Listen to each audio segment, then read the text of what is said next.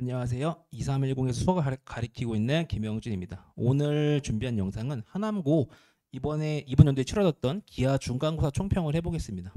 세 줄로 요약하자면 첫 번째로 개념만 거의 쓰인 것 같다. 그다음에 2차 곡선의 정의는 너무나도 중요합니다. 만약에 수능에서 기하를 선택할 친구들이 있다면 2차 곡선의 핵심은 2차 곡선의 정의를 쓰는 것이다 라는 것을 정확히 알고 있어야 됐고요. 그다음에 세 번째로 말씀드릴 거는 고난이도 문제는 보이지 않습니다. 절대평가인 만큼 난이도를 높일 생각은 별로 없어 보이고요. 그래서 한 줄로 요약하자면 절대평가인 만큼 이제 부담은 없을 거예요. 근데 변별력은 갖춘 시험지가 되겠습니다 라는 겁니다. 대부분 아이들이 공부를 잘 안 했을 것 같아요. 절대평가니까.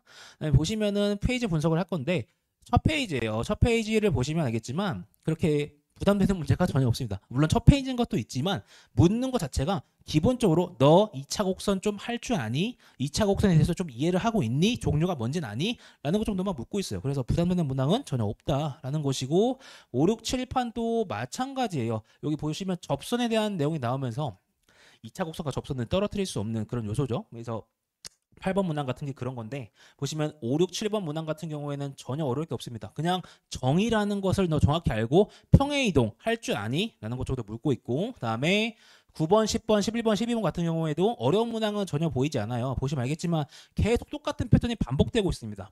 계속 똑같이 미지수를 두거나 11번 같이 어떤 단축 길이를 미지수로 두거나 아니면 10번 같은 경우에는 빼기로 주어졌는데 당연히 그려봐야겠죠.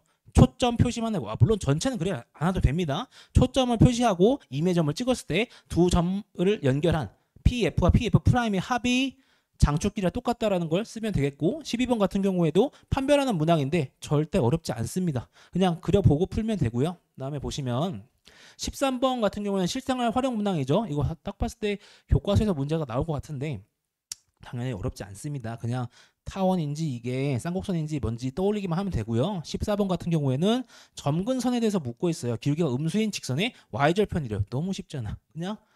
그냥 점근선을 너 이해하니?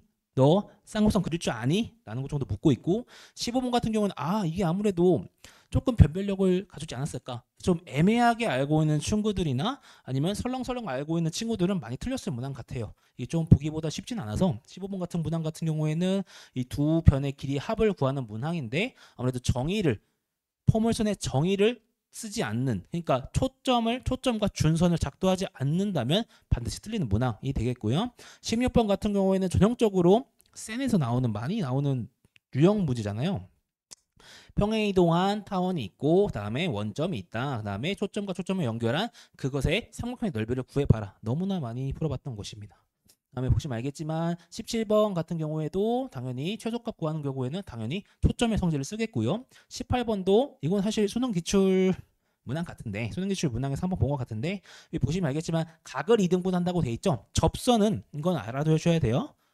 쌍곡선이 있을 때 쌍곡선의 접선은 그것에 연결한 삼각형의 각을 2등분 합니다.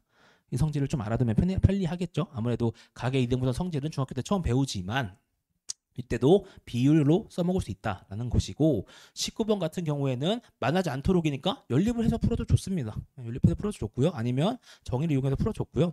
20번 같은 경우에도 그냥 표현만 길지 묻는 건 굉장히 단순해요. 너 쌍곡선의 점근선을 아니? 너무 쉽잖아요. 너무 쉽고 이거 곱셈 너 할 줄 알아? 당연히 초점 쓰겠죠. 정의를 쓸 겁니다. 그다음에 보시면 알겠지만 팁을 드릴게요. 팁을 드리면 기본 위주의 연산 연습을 좀 많이 했으면 좋겠어요. 이게 아무리 절대평가라지만 그래도 어느 정도 점수가 나왔으면 하거든요. 물론 기하를 선택할 예정인 친구는 별로 없을 것 같아요. 근데 하지만 절대평가이니만큼 잘 챙겼으면 좋겠고 그다음에 두 번째로 들 팁이 제발 이제 기말고사 범위부터는 아마 공간도형에 들어갈 것 같은데 작도하는 연습을 많이 해봐야 돼요. 우리 평면 도형 있을 때 수학원에서 그 사인 법칙과 코사인 법칙을 다룰 때 보조선 많이 그려봤잖아요. 그런 연습을 좀 많이 해야 돼. 특히 삼수선을 다룰 때 많이 연습해야 되고 그다음에 계속 제가 언급하지만 공간은 다양한 각도에서 이런 초점 아니면 저런 초점에서 많이 한번 그려보는 시행 시도가 정말 중요하다. 그럴수록 훨씬 더 편해집니다. 보시면 알겠지만 저희 학원에서 제공하는 것은 15분 테스트 저희가 매번 진행하고 있고요. 그다음에 제가 제일 중요하게 생각하는 1대1 개별 클리닉을 진행하고 있습니다. 그다음에 예상 문제 모의고사 실전 훈련은 거의 10회분 정도로 준비가 돼 있고 주간지 정도까지 아니더라도 한 80문제 정도가 준비가 돼 있습니다. 매주 80문제 정도가 준비가 돼 있어요. 그래서 부족함은 없을 것입니다. 그래서 저의 설명 여기까지고요. 네, 수학은 언제나 저희 2310 학원에서 했으면 좋겠습니다.